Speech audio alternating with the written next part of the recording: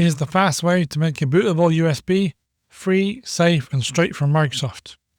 First thing, open up your favorite browser. I'm going to use Chrome. Then type in Microsoft Windows 11 download. Press enter. Make sure on the official Microsoft site, click on download Windows 11. Skip the assistant and scroll down.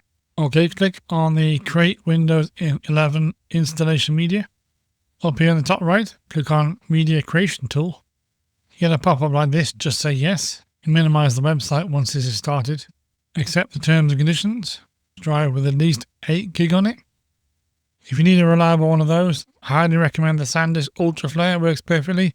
Links down below, it also supports us as well. So once you've got your USB stick plugged in, click next. You should see this screen. Click next. I'll speed this up for you so you don't have to sit through this section. Once you get to this screen, it says your flash drive is ready.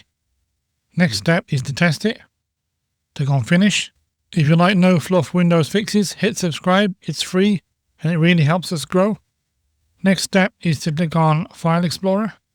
You'll see a USB stick which is ESD USB. And there you go, you can see setup. That USB stick is ready to go. You can rename it if you want to. Just come down here, right click it, click on rename, give it a short title and press enter. If your title doesn't show up immediately, left click on this PC and it should auto refresh for you. So you've just made your own official Windows USB installer, fast, free, ready to repair or reinstall. So now you've got your USB stick all ready to go.